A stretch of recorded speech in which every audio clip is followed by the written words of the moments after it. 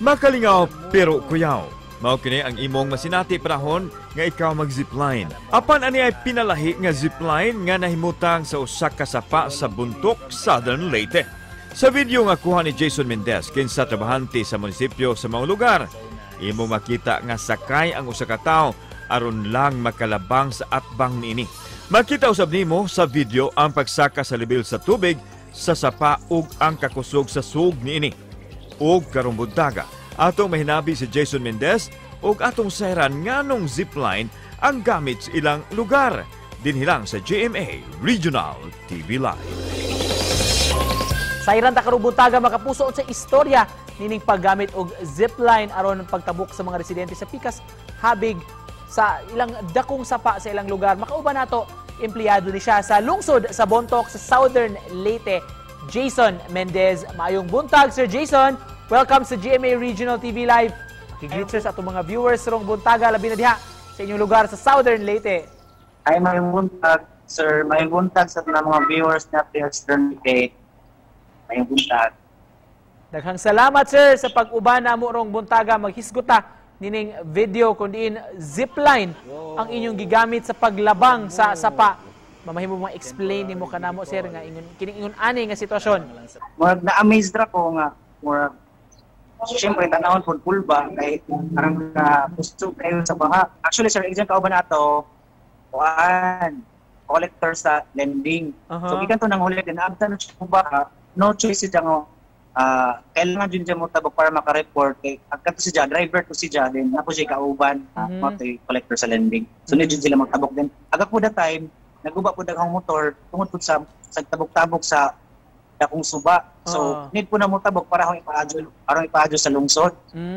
So, mato siya sir mo tabok. So, nagpaadyo ko og video, kaya na-miss dito ko. After niya, sunod po ko nga tubuhan sakay. Dugay na ning zipline sa inyong lugar, sir? Kasi may naka-ideya ani nga butangan og zipline diha sa sapa. Actually, sir, pagkatong zipline, mga after a week siguro, na agi ang Bagyong Odette kay mamanto ang pagkaanod sa steel bridge man sa Bagyong Odette. So, na may businessman sa among barangay na poultryhan. So, mga diyang ipahimo kay never na yung mga kargamento or mag-deliver ng itlog. So, mga sakyan sa inyong mga kargamento. Then, ang mga tao katungkol sa pagkahitabo na ako subagbaha. So, nakisa kay own by a private property magutong zipline di maguto para sa tanan. You were saying, sir, doon na steel bridge kani adto apan na-damage gyud tungod ni Odette? Hey, katong, if you remember, sir, sa Typhoon Julina, suga po itong mauwan dire. So, kayo ang bahay nga to. So, natandog na itong steel bridge dito, nakapara nga ng mga kahoy, pero pa siya siya na anod.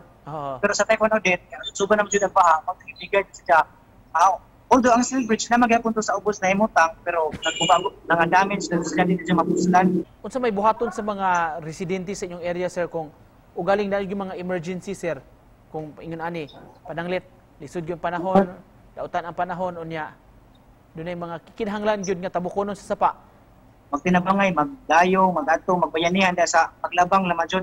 Pero sakto ang panahon, makaya raman po, duguan, kanang sakay na lang sa motor. Sir, doon na kay gustong ipanawagan, kabahin ninyong sitwasyon diya sa Bontoc? Sa hindi madugay, matatag aksyon ang among kulay para laman na dili na kami maka-experience po.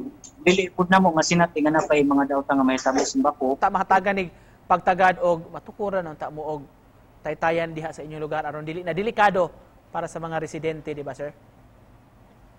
Okay, sir. Nanas, sir. Kay ang lisura yun kayo, sir. Hindi mo ako maglisod yun, sir.